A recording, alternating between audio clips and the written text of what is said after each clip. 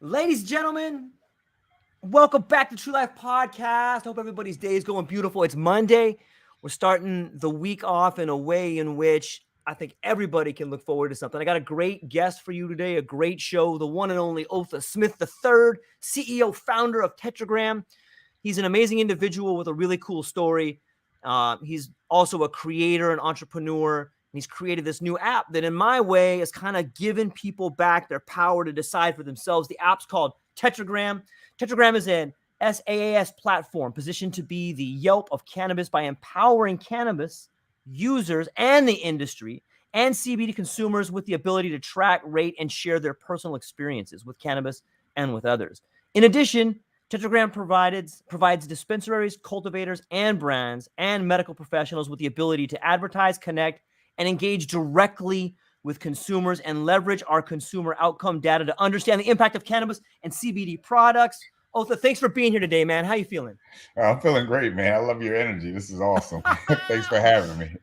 Yeah, hey, the pleasure's all mine. Shout out to Haley out there. Thanks for setting everything up. Absolutely. Shout out to Haley big time. Yeah, man, she's crushing it out there. She's an inspiration to a lot of people. Sisters in Psychedelics, check out Haley. She's over there. Yeah. Magic Maiko. Woo! I was just telling Otha about you. Prepare to get stoked on this. My friend Doma in the chat right now. So, you know what? Tetragram. Why don't you just give people a basic foundation of, before we get into what it is, man, you got to give me a little bit of backstory on why this thing came to be. Yeah, no doubt, man. So I've always been a fan of cannabis, right? Like All right. ever since I was like 15, I grew up in a part of Southern Maryland that was like notorious for growing cannabis. Like, I had a friend that I went to high school with who actually dropped out of high school to follow the Grateful Dead, so like I know that guy. yeah, exactly. I just grew up with some really interesting people. We love plant-based medicine. We love, expanding our minds. And so always been a fan of the plant, but unfortunately, it was in 2006 when I was in a traumatic car accident. I was driving home, had three friends in the car, and this is when I was running my first company, which was aggressive detailing. So, we were detailing cars, boats, got to planes. I mean, anything that had an engine. And so at that time, it was the early days. So I was working 12, always open, never closed. Yep. And my friends and I were driving home from DC, which is about an hour away from where I was living at that time. And they were all knocked out in the car. And so what happened? I fell asleep at the wheel. About 5 minutes from my house, I fell asleep at the wheel. I woke up and I just saw my car just going like full throttle and about to smash into the back of this vehicle. Yeah, dude. So I swerved, overcorrected, and when I overcorrected, I hit a guardrail and was ejected about 30 feet out of the car. Pronounced dead on the scene. So I got a beautiful scar here, and actually, I had my haircut. So you can see that one. Oh man. Yeah. So Opened up. it's pretty gnarly, man. So I get out, I had that car accident. Luckily for me, a good friend of mine was going to school at John Hopkins to become a doctor, which she is today. So shout out to Janelle. She definitely saved my life. Um, we didn't get married, if everyone's asking. But she was there to save my life. And yeah, after getting out of the hospital, I was just prescribed a nasty cocktail of opioids, man. You name it, I tried it. And prior to getting in that car accident, I mean, I could literally count on like one hand how many times I used like a prescription pill for anything. Always been a very holistic person. I mean, even today, I've been exercising. As fitness is part of my life. Like I run 3 miles every day. So all that being said, once I got released from the hospital, they're like, well, here are your drugs for the rest of your life. And I'm just like, this is not the way I want to go. I mean, we see it play out every day on the news. Yep. Someone dying of a fentanyl overdose, or this overdose. And I didn't want to live that life, but I did for about 3 years. There was some dark days in my life, and I was just like, enough of this shit, and put everything back into cannabis, man. And so, it was still, the legacy market at that time, but once cannabis started to become legal in Colorado. I remember flying out there and celebrating 420 with them, and I was like, "This is the industry I want to be in," Came back home years later, and Maryland finally legalized their program. And there was a dispensary like 5 minutes down the street from my house. So I was like, let's go check it out. So walked into the dispensary and literally had that WTF moment. you know, like I start talking to people, I start hearing about terpenes, start learning about cannabinoids, and I hear people talk about an endocannabinoid system. I'm just like, what the hell is all this? I see products outside of flower. I mean, I've never seen cannabis until it became legal, except flower or somebody putting it into brownies or something. So that's when I had this aha moment. I was like, if I'm having this overwhelming experience, and I've been around this plant for ever since I was 15, and now I'm 40, I can only imagine how someone who has never tried cannabis or hasn't tried it since the 70s or 80s, how they must feel when they walk into a dispensary and they're just, have a sea of products. There's a Walmart selection in there. And then, we're telling them that this is medicine. This is what you should use. You shouldn't use pills, but we can't give them any guidance to help them figure out what's going to work best for them. So that essentially was a light bulb effect. I was like, all right. So I started to see dispensaries selling paperback journals or giving them away for free. And I ran into some people that had like these ridiculous Excel spreadsheets of like all these products they tried. And I was like, okay, I see the need, and I see the data play, because there's just no data in this industry to help us along. So that's the aha moment for Tetragram. I was like, everything is done on our phone these days. Why can't we create something that gives people the ability to essentially, journal or diary their experiences with cannabis? And that was day one. And I look back at that and I'm like, damn, that was 2013. Where's the time gone? It flies by. So 2013 is when it first started. We started working on that. Yeah. Okay. 2013 is when I had the initial idea, and just wanted to build it. And then it took me about 2.5 years to find my now business partner. So it's been a journey, my man. Yeah. Well, anything worth having is worth fighting for. If you look at the relationships in your life, if you look at the things you have, it takes time to build, and it's easy to get frustrated and lose your way. But it's those people who find the light, who find the path, but beyond that, have the motivation to keep walking down that path when shit's thrown at them, or when they fall, or when they trip, and everyone surrounds them like, that'll never work. You're like, yeah, I think it will, and I'm going to keep going for it. And that's what I see in what you're doing, man. And I'm inspired by it. I love it. Appreciate it. Yeah, man. I can see in the interviews you do, and I can see more than that when people check out the app Tetragram. Everybody listening to this, you should go check it out, because it does a few things it does a lot of the things that we need. And a few that I was just thinking about them recently is that, the medical cannabis industry is evolving rapidly. Like it's moving faster than, any other sort of industry. It's almost like the arms trade in a way, because you got the laws coming up, you got these industries coming up, you got the banks, the federal, the state. It's kind of like this arms race. Yeah, right.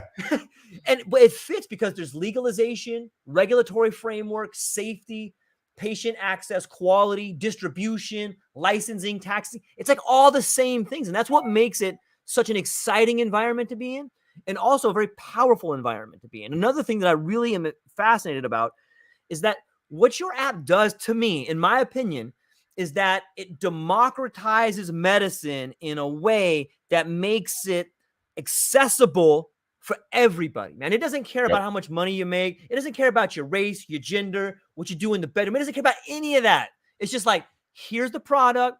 And not only are we measuring it in a way that it's got the T's and C's, but we're also giving you the subjective understanding of everybody who's ever tried it. And that's like, you're creating this method where you have science and subjectivity together. I kind of ramble. I know that's a mouthful, but maybe you can talk a little bit about the T's and C's about the app and like what's going on there.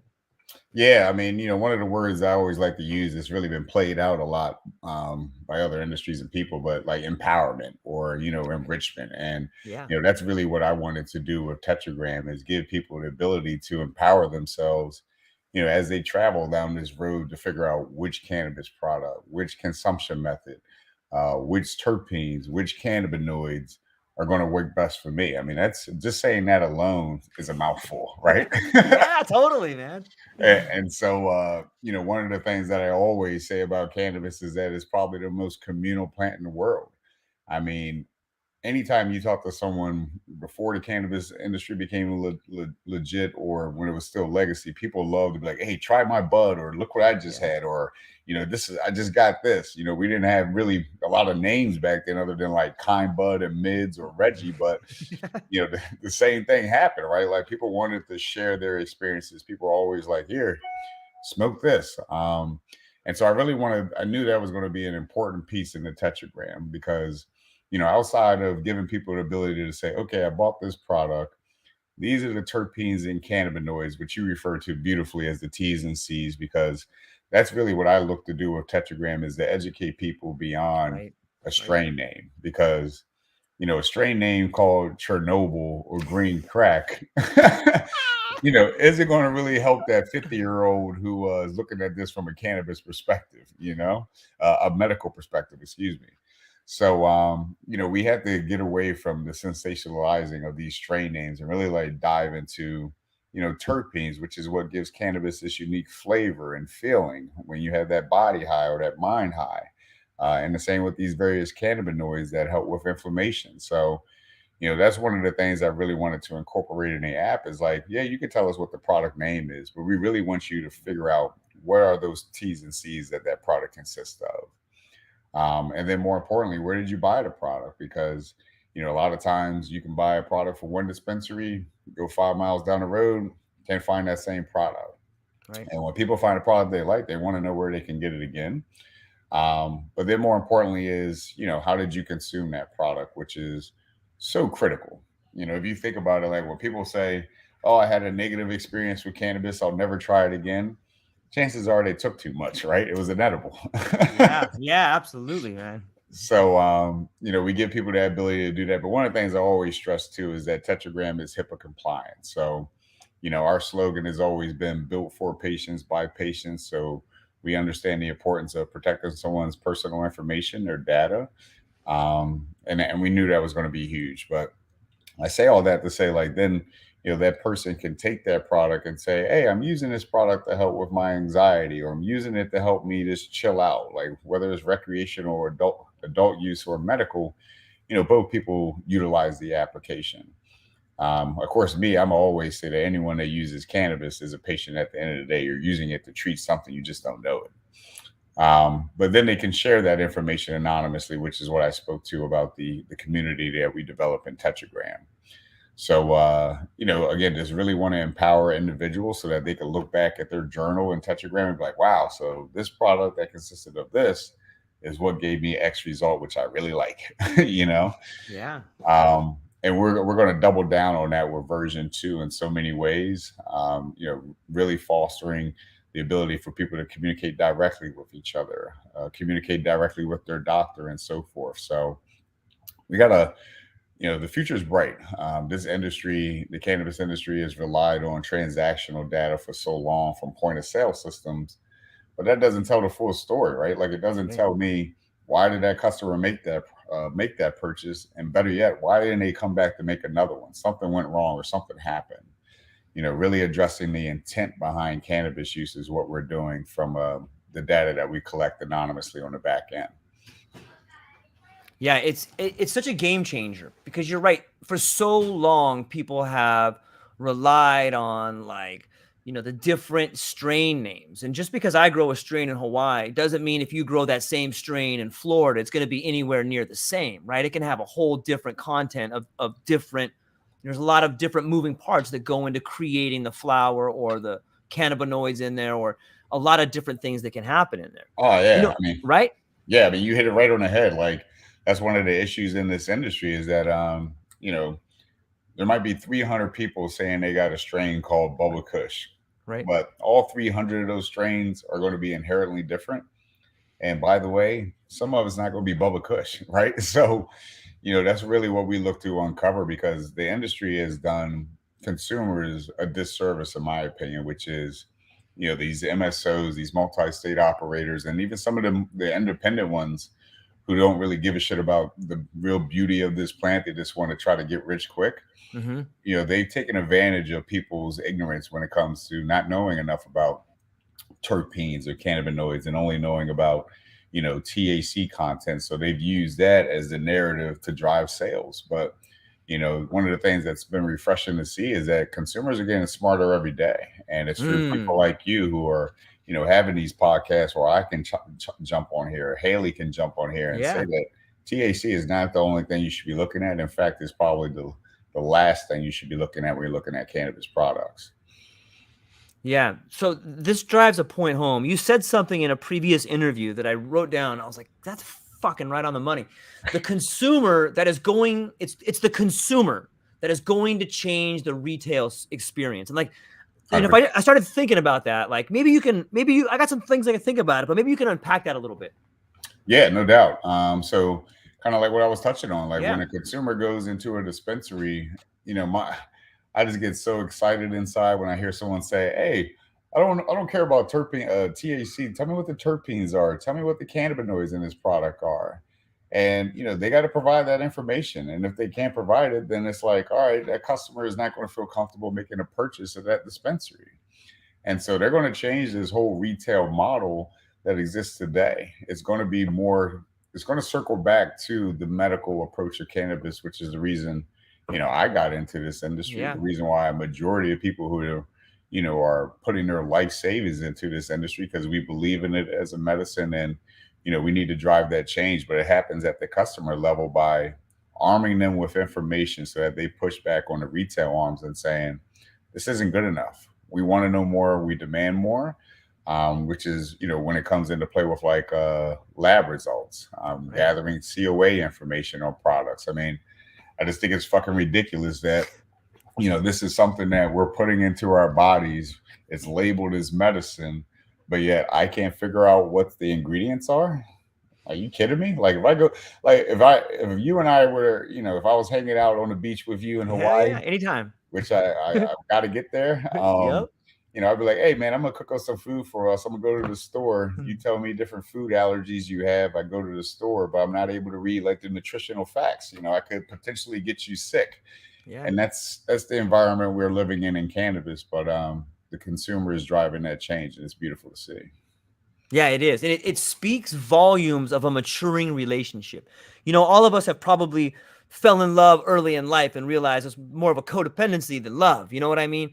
But the same thing that happens in that type of childish relationship has probably been our immature relationship with the substances we take. If we're just taking a substance based on, hey, my cousin Bobby said this Maui Wowie is awesome. Like, yeah, maybe. But let's dive down deep and find out what is awesome about it. Okay, it's got this level of terps. It's got this level of this. It was grown in this soil. Now, all of a sudden, you can get a full picture. It's like, oh, I want to meet the girl's mom before I start dating her. You know what I'm saying? I want to see what I'm getting here. You know what I mean? Yeah, exactly. I want to see what she's going to look like 20, 30 years from now. Right? And ladies, check out the dad. I'm right down the middle there. Ladies, check out the dad. See what you're going to get in life. But it speaks volumes up to me of our maturing relationship with substances. And I think that is the industry getting older, getting wiser. And I'm curious, is it possible for like a dispensary to have like a spectrometer or have something back there that measures that kind of stuff? How does a dispensary get that information on their packages? The COA information you're talking about? Yeah, right. So that's another headache in this industry. It is definitely the biggest headache for us as a tech company because our main focus is to gather that information. But right. Since cannabis isn't legal at the federal level, there's no standardization, and which means that there's no standardization when it comes to testing. So there might be 5 testing labs in one state, and each one of those testing labs in that state can do something a little bit different. There's also the issue where there's no real oversight on these testing labs, so that you're hearing about how some of these testing labs are taking brown paper bag money in order to inflate THC numbers because they know that's what the cultivator wants in order to push the product. So there's a real issue there. And it's just, it's unfortunately probably only going to take federal legalization before we clean it up. But that lack of standardization on the testing side directly plays into the lack of standardization when it comes to the product labels. Mm-hmm. So like here in Maryland, I never thought I'd say this, but Maryland really got it right. Like, Yeah. they got it right. I mean, it took them, God knows, a lot longer than other states to go legit from a medical perspective. But they got it right in the sense that they understood that, these T's and C's, these terpenes and cannabinoids are part of the overall picture of cannabis being a medicine. Mm-hmm. So legislatively, they made it so that each product has to have those T's and C's on the product label itself, which is awesome. Pennsylvania is like that, but I can go 4 more hours up to like New York, and it's considered proprietary information. Ain't that some shit? I could Yeah. go Massachusetts, and it's like, oh well, they don't. The cultivators, the brands, they don't have to do it unless they want to pay an extra $25-$30 to do so. Which business as well as I do. If they don't have to, Yeah. they're not going to. Right. Exactly. But you're starting to see a lot of brands that are forward thinking and like, listen, we need to be as transparent about our product as possible, because I mean, everyone claims they got the best fucking weed, but it's like, Sure. all right, well, what makes it the best? You tell Right. me. Right. Not because you said so, but did the consumer have you got like 100,000 people who told you it was the best? And if you think it's the best, to make that information transparent so we can see it. So you have a couple of brands that are being more transparent, and they're getting a lot of wins by doing so. Yeah, if someone asked me what weed is the best, I would just pull up the Tetragram app and be like, well, let's check it out. Let's look at the information we got right here. Hey, And what let's does the see what the community people say? say. Yeah. Yeah. You know what I mean? And that's another aspect of it I love. I would be a total dick if I didn't talk about one of the greatest labs that I know of, and that's Magic Michael Domanunzio's lab. While he's focusing on mushrooms right now, he's got this thing called the Cultivar Cup. And he has people from around the world send in their products, and all of them have the coolest names. Hey, this one's super blue, man. So what? Because I don't fucking care what color it is. Let me strip it out and tell you what's in here. Okay. Oh, and not only that, but this particular alkaloid is going to mesh with this one. Oh, all of a sudden, just because it's a blue meanie doesn't mean it's that good. But what it does mean is that the first flush of this particular one won the cup because it has X amount of alkaloids in it. And when you start stripping back the fancy window dressing and realizing, hey, here's the thing that is interacting with the problem that I have, this is the one for me, then you can start making real informed decisions. And I think that what Tetragram is doing is it's providing that, moving the window dressing away and saying, here it is. Here's bare bones, stripped down. Here's opinions of the community. Here is the ingredients. Here's where it's being sold. And it's all for free, man. Like, I love the fact that you guys are providing a service for people. It's almost like the old school phone book where you could go and look up anything you want on there. You know what I mean? No, 100%. That's actually another really good analogy. Keep them coming. Yeah. I might use that in one of my sales pitches, but let me know, man. I'm coming with you. Yeah, 100%. But yeah, exactly right. It's like peeling back the layers of the onion and saying, this is cannabis in its true form. It's skeleton without any clothes on. Yep. And is this the appropriate outfit for you or not? Right. And that's where we need to get to, because, one of the things I've learned over my journey in cannabis is that, everyone has their own endocannabinoid system, which is the reason why we've always scratched our heads at why are me and my buddy smoking this same product. We both have the same kind of like body mass, but he's like super fucked up and I'm not, or, he's like crazy energetic and wants to go run a 5K and I just want to chill out, So, the more data that we gather, in general is going to help us to shape this industry to really understand, so that, as we move forward in the industry, it's not about, what the THC content is, what the name of this product is, but it's more so driving the experience based upon two things, in my opinion. One is consumers want to search based upon a certain effect. Like, do you want to feel relaxed? Do you want to feel creative? All right, what are those T's and C's that are going to make that happen? Or consumers want to shop based upon a certain condition that they're looking to treat, whether that be really heavy in the medical of fibromyalgia or some form of cancer, or just, I got social anxiety, I'm hanging out with some friends. What is going to be appropriate for me? But ultimately, all this data that we capture, again, anonymously, is what we provide back to the industry to really empower them. So if you look at it from a dispensary's perspective, One of the first things I did when I left corporate America was get a job at a dispensary. And that was intimidating in the early days. And I mean, they're because it's like people are coming in there and they're looking at you like, help me. Yeah. I'm a veteran. I have PTSD, like Haley talks about. You Mm. know, I live right outside of Washington, D.C., so we see a huge influx of people who are veterans or in the service in some capacity. They're like, the VA wants to give me drugs and make me a zombie. Not really feeling that. I want to try cannabis. What do you have? What do you recommend? And it's like, shit, you hate to give them a bad recommendation, but at the end of the day, you really just don't know. So, think about it through that lens, and it's like, okay, what if, Tetragram was available so that, all right, Otha, you suffer from PTSD. Well, 400,000 or whatever that number is, 400 people have used this product and found a lot of benefit with it. That's huge. That's huge. Yeah. And then you look at it from like a brand's perspective. Like brands get their hand slapped saying that this product is good for insomnia, this product is good for anxiety, but they don't have any data to back that up. I mean, I won't name names, but I've had conversations with some of the biggest edible manufacturers, and I'm like, you guys are crushing it. Give me some data. Like, what are people buying these products for? What do they like about it? They don't have a clue, man, and that's Yeah. scary. And then you look at it also from the medical side, which is again, where I've always positioned Tetragram is we have these doctors who, gone against the grain in terms of like their colleagues saying, well, that's the devil's lettuce, and why would you want to start recommending cannabis? We need to be using pharmacology and pills. And they followed their hearts and their passion Yeah. and said, no, I don't. I've seen what me prescribing prescription pills does to people long term. I mean, Yeah. don't get me started there, but it's like I don't even know how some people can live with themselves prescribing pills unless it's ultimately needed. Like we should put plant-based medicine first and make prescription pills opiate like a last resort. But I say all that to say that, they're hungry for data. That's the way they're trained in school, is to look at data, look at outcomes associated with various drugs in order to make the proper recommendation. And they don't have that ability here until we create a tetragram. So I feel like we're just touching on every aspect of the industry. And, my ultimate goal is to, be locked sidearm with the customers who are driving the retail experience to change in the industry. And we're doing it from the data side.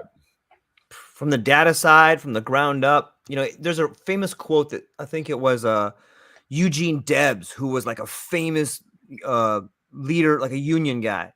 And he said, it's very difficult to get a man to understand something when his paycheck is dependent on him not understanding it. And when we start look at people that are offering pills as like, hey, look at all this data. Nah, man, I can't see what you're saying. Of course not, because you're getting a giant check every single month, man. Just put on the blindfold, hand me the money, and you get the pills, man. It's no different than the brown bag for certification. It's just a higher level. You know what I mean? Yep. But as I imagine moving forward, man, I love to imagine the future because that's the best way you can create it. And I'm hopeful that, maybe in the future, have you thought about some of the trends that I could potentially see is that when you have that much data, you can begin to see forms shape up throughout the nation or throughout areas. Like, what if you look at the data and you're like, man, it looks like everyone in Maryland is a little bit depressed over here. All of a sudden, the data that you have is but a paragraph in a larger story. You know what I mean? Hey, why is everybody in California so like anxiety ridden? Like, oh shit, all of a sudden, this data that you have, you can begin compiling it and now it can feed into a bigger sort of model. Like, what if there was like a 23andMe or something along the lines where people could take their genetic data and then feed it into Tetragram? And now all of a sudden, hey, I got the BRC2A gene. No wonder this is really hitting me over here. But I really think that the future you guys have set up for yourself, which is data compliant, it's safe, it's private, it's free. But I think that the data you're collecting is really going to help out people understand their medical conditions, not just for cannabis, but for their whole body, the whole holistic approach, man. What do you think? Nah, 100%. I mean, you touched on something that we have great strategic relationships with, which is the DNA. So, Bingo. yeah, I was like, man, you've been in my circle. I am now. Yeah, no doubt, no doubt. But yeah, 100%. I want to give a major shout out to Charissa Jackson. So, her and the crew over there at We Decode. That's exactly what they do. Is they provide, Beautiful. and Teresa Jackson is a veteran, so she has that going for her as well. So she's really focused on veterans too. But with We Decode, that's essentially what they do, because I mean, face it, like cannabis is personalized medicine, bro. Right. You know Agreed. what I mean? Personalized medicine. Yep. And we can tap into the DNA, which is what Teresa's doing over there, and then saying, hey, well, Otha, it looks like these certain genome markers work really well with these certain cannabinoids and these certain terpenes, and then starting to make product recommendations based upon that analysis. And then I go to the store, get that recommendation based upon my DNA sequencing, make those purchases, utilize that product, and then log those experiences in Tetragram. And now we have a really powerful ecosystem where we can really assist that patient. And then, we take it a step further and start to dump in AI, so that the AI says, well, Otha, you rated these last 4 products working really well for your anxiety based upon those T's and C's that product consists of. Oh, and by the way, these are some dispensary partners that are within a 20-mile radius for you, and they have X products that could be beneficial for you. That's the way I see this moving forward. And then not only that, like, people have to continue to use some prescription pills or opioids. Right. Cannabis can still be an adjunct therapy where, we really want to understand, like, how does cannabis co-mingle with certain drugs, right? Right. There's this. It's a great time to be alive. It is, man. It um, is. but that's where we're going, is personalized medicine as far as we could take it. Well, and I think that there's other avenues. If you're a young PhD student and you're looking to get published or write some ideas, you should probably contact Otha and what was her name? Teresa Jackson. Teresa Jackson. I think that there are some papers that could be published on the relationship between personalized medicine and cannabis and DNA. And I think that once you start having these papers on top of all that, you got a whole nother industry right here that is back to the idea of democratizing our health, back to the idea of us having the responsibility and the courage to take responsibility for our own health. And once you start getting into it, whether you're looking at the DNA, whether you're writing a journal and understanding how this strain allows you to feel, which Tetragram is great for, it really allows you to write down your information, your subjective results, everything in there, so you can have your own personalized journal that you could take to a doctor. But I really love this idea of people becoming responsible for their own health, man. And I think that Tetragram's providing that for them. Yeah, I mean, let's face it, there's nothing new what we're doing here. Right. I mean, if I was obese and I wanted to lose weight, my nutritionist is probably going to recommend some type of app that log all my food intake. And she's probably going to recommend she's probably going to recommend some fitness apps so I can keep track of my workouts. Right. And so, what we're doing is nothing new. It's just so desperately needed in this space, because we're talking about something that is medicine. Right. And we're talking about something that is just completely unregulated, at the federal level. So it's kind of, it's still the Wild West right now. Is that part like a little nerve wracking to know that on some level it's not, on some level that it's against the law federally? So does that kind of put you in an uncomfortable spot at times? Not really. I mean, it gives me a lot of upward momentum Yeah. the way I think about it, because it's one of the reasons why again we built Tetragram, is because I know that state regulators, federal regulators, they want to see things in black and white, and Sure. so it gives me the momentum and the momentum and the drive to just say, all right, well, we'll go out there and get the data from consumers to show you it in black and white.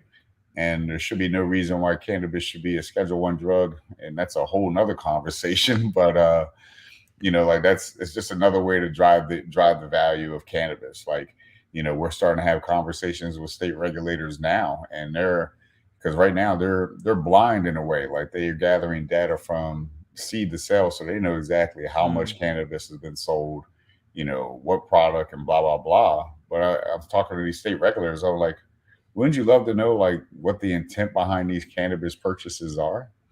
Because that would completely dismay your thought that people are just out here getting high. I mean, no, people aren't out here just getting high. They're getting high and saying, we're using it for this, we're using it for that.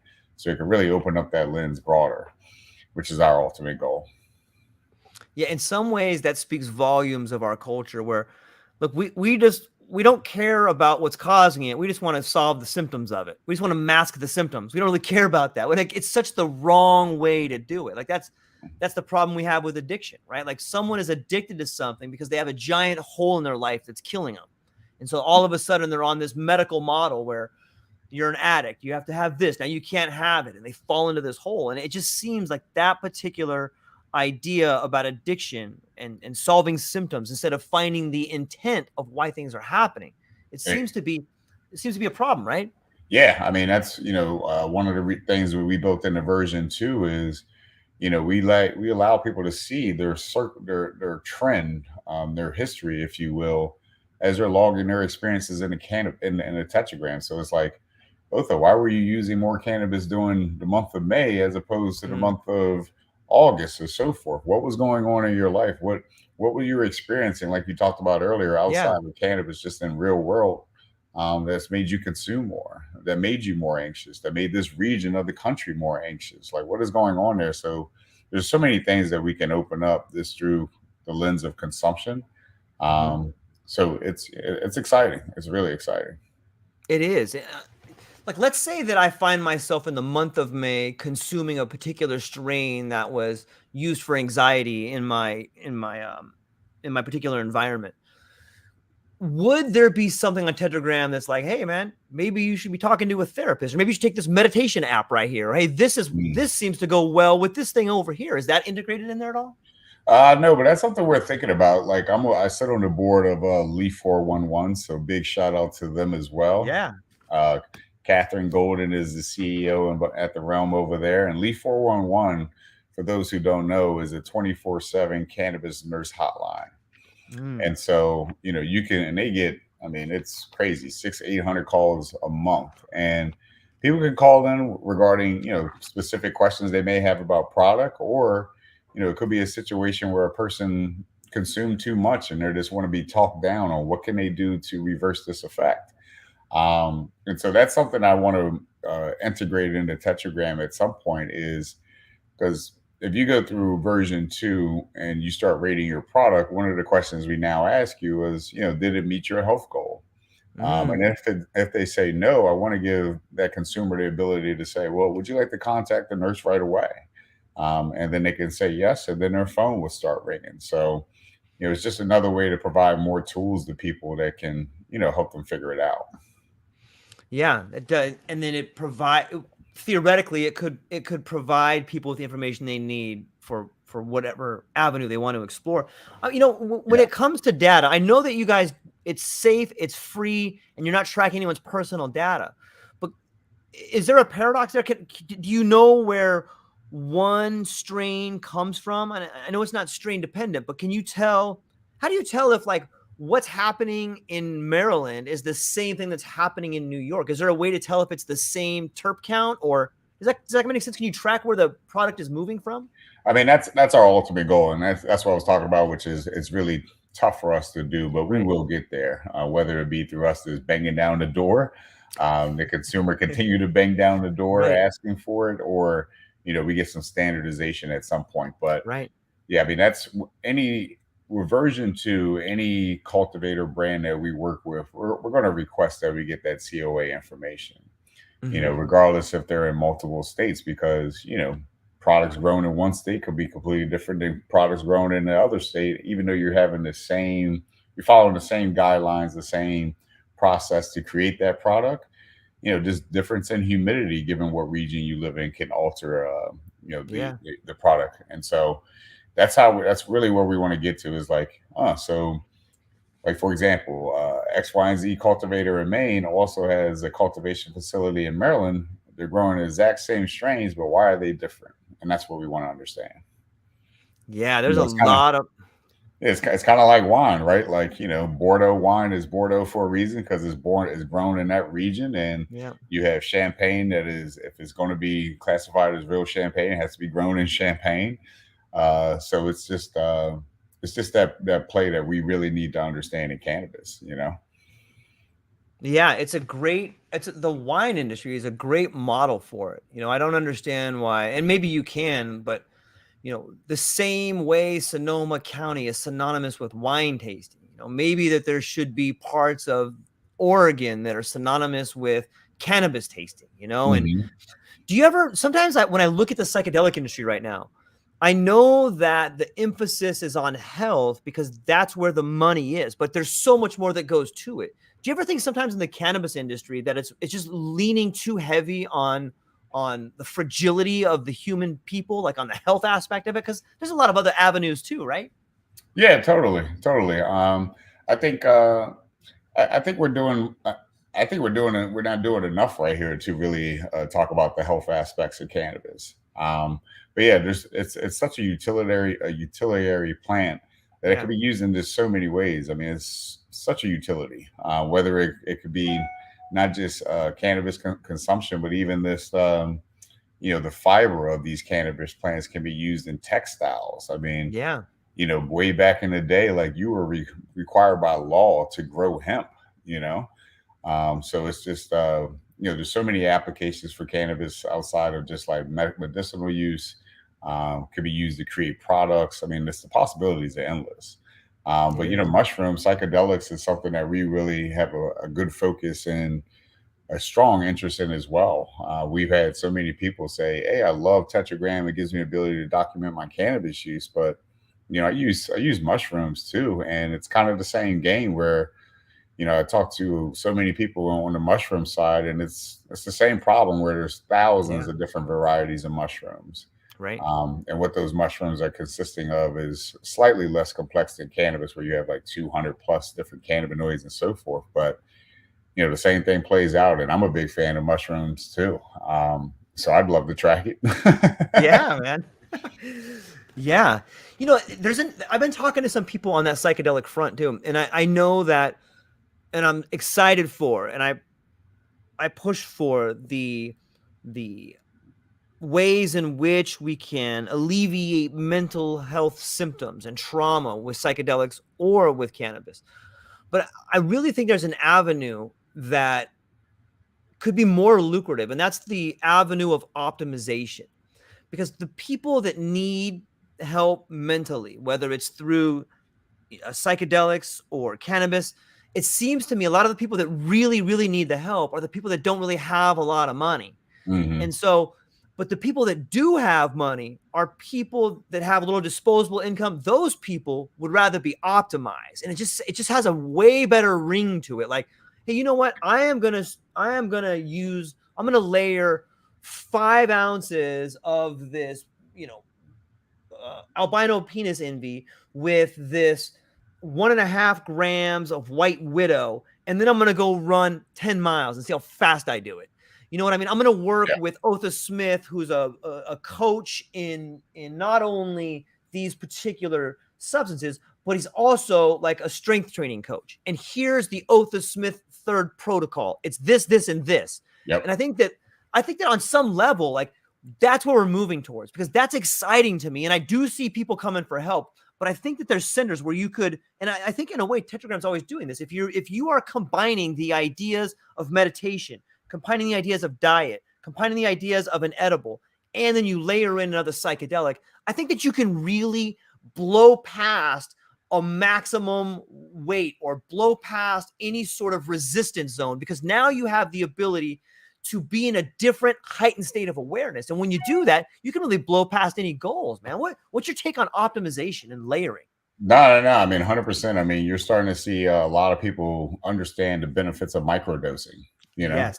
Yep. and you don't want to go too overboard. You don't want to go too low. You want to find that sweet spot for you, and that's what you're talking about. Optimal dose is microdosing. Like how do I tie that in perfectly that I can still be medicated but also be functional and active in life. And you're starting to see a lot of companies that are making microdose products. Like this is only 2.5. You have when you look at it from like a flower perspective, there's like dog walkers, which are like 0.25 gram joints or zero point 0.5 joints. So 100%. I mean, again, that's one of the reasons why I created Tetragram, because I wanted to stop prescription pill use. but I knew I had to Yeah. have something to substitute it to get me throughout the day. And dialing that in to finding that optimal amount is so key, but it's painful. It's a process. And so I think you're exactly right. I definitely think that's where the industry is headed because, I mean, let's face it, cannabis is not cheap. We Right. did a research survey with the College of New Jersey and found that the average household income was like 75K and up. And I see the same thing happening with psilocybin, where you're starting to see these psychotherapists, and they're charging like $2,000 for a session. I'm just like, how does the average person, have the ability to afford that? I know mushrooms don't cost that much, so where's all this extra overhead cost going? Yeah. So Yeah. it'll be interesting to see how it shakes out. But access is something that everyone needs to be privileged to, which is why I think the word recreational should be abolished from the cannabis industry because Mm. it kind of downgrades the medicinal aspect and just the power of Mm. this beautiful plant. Adult use should be the way that we talk about it when we're talking about like access 21 and up, not recreational. Mm. Yeah, I like that idea. You know, I, here's our friend Domo coming over here, and he's speaking about apps. He says we have shared an open source ELN system with our public COAs, SOPs, and experiments and in testing data for fungi. App to accompany it like this may be good for our more. Yeah, Domo, this is exactly Absolutely. it. Like, right, like that's kind of what you're saying. Like here's all the info. We're putting it all out here, and you're just laying it bare, right?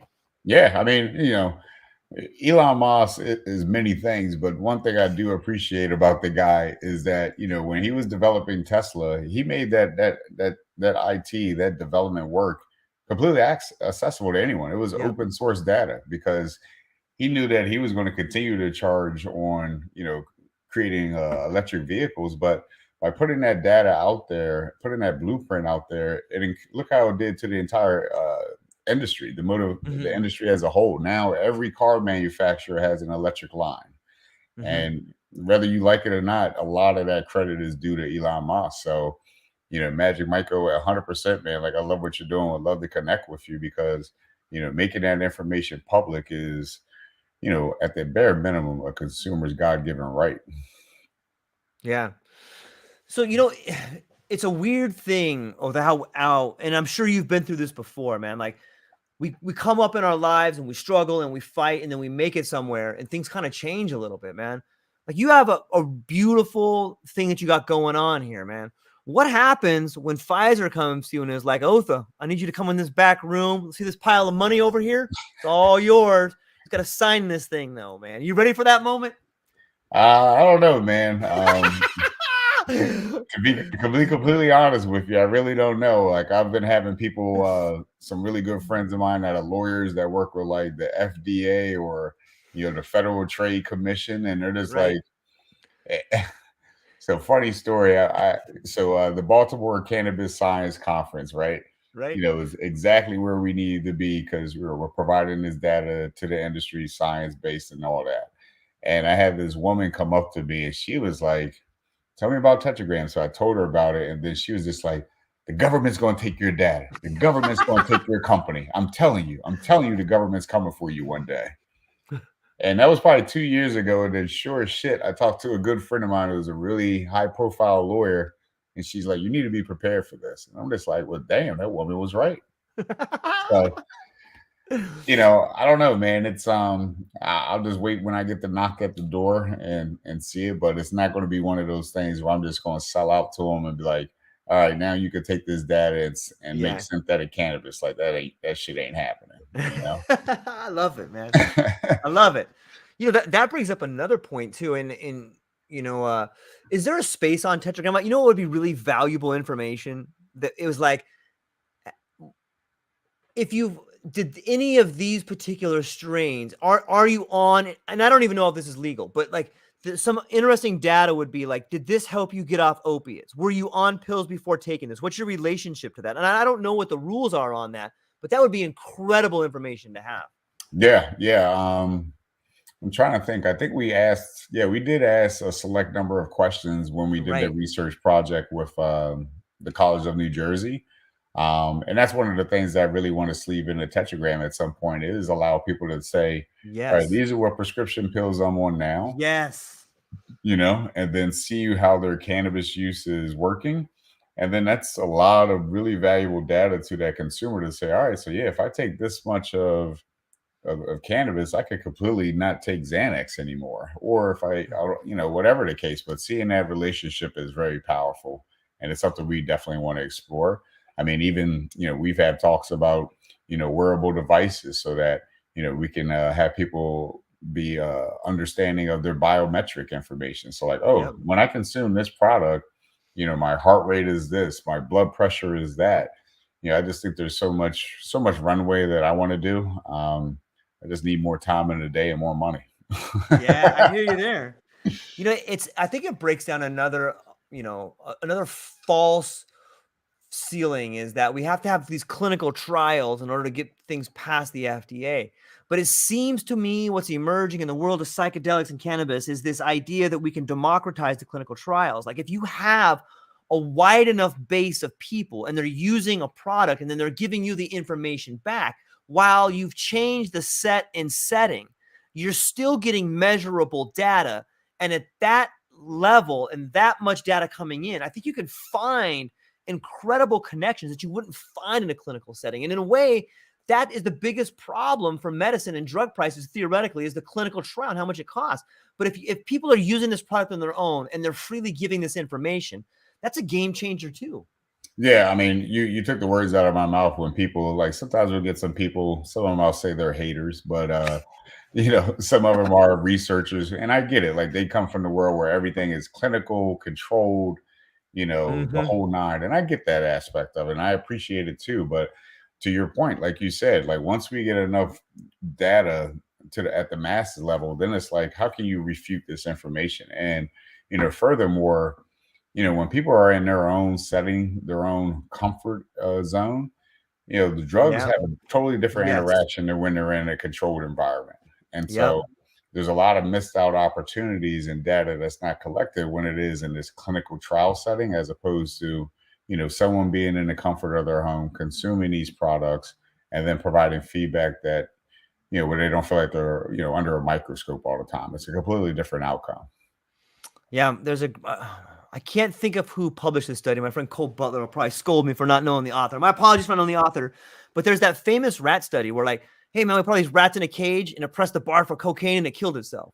Yep. You know what they don't measure? They don't measure the fact the thing was in a cage, man. They did another one with the rats where they had a bar for coke and a bar for food, but they made that cage like an awesome park where they had tons of rats in there and stuff to do. And that rat never went and OD'd on the coke, man. It just had lived a healthy life. So the environment in which we are grading or understanding or testing people, you got to test the environment, man. I mean, it's not just that substance. It's not just the drug. It's everything around you. Because when you consume something, you fundamentally change the way you see the environment, man. So I think it's even a better way to democratize the way in which we're getting data is almost better than a clinical trial. You don't have these harsh, put the blinders on and run around the track sort of methodologies. You have a clear-eyed, open view. Yeah, there's more variables. I get it, but we're not measuring all the variables in a clinical testing either. That's a bunch of hooey, man.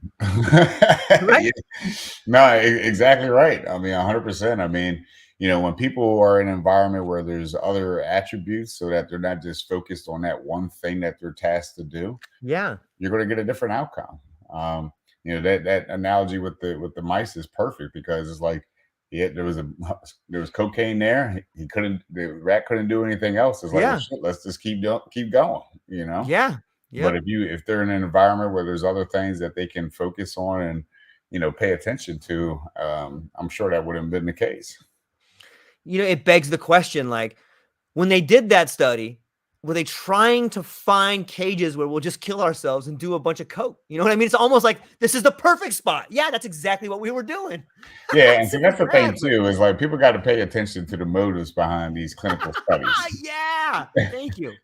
Sometimes these clinical studies aren't designed to get, like I've seen some of these clinical studies and they're not designed to bring to the surface the benefits of cannabis. They're really like, oh, are you addicted to cannabis? Call us. Mhm. Like, that's not a study that's really trying to find the benefits of cannabis. They're trying to find the negative attributes, which good luck because there aren't any.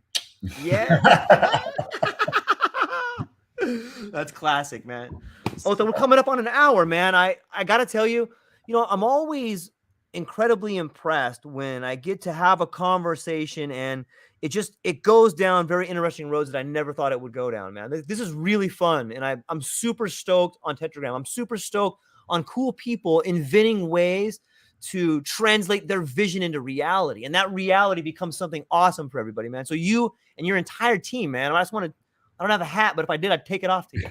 No, I really appreciate it, man. It really does. It means a lot because, I tell people thought I was absolutely batshit crazy to do what I'm doing. Like, people are never going to journal their experiences. People don't care about the outcomes of product. I'm just like, yeah, okay. But whenever someone, shits on your dream or shits on your ideas because it's their own insecurity that they're projecting on you because they can't see they can't see themselves doing it, so they're like, why would you be able to do it? But yeah, it's been one hell of a ride, but you can't give up. It's like getting up to bat every day. You might get hit by the ball, you might strike out, but you got to get up to bat every day.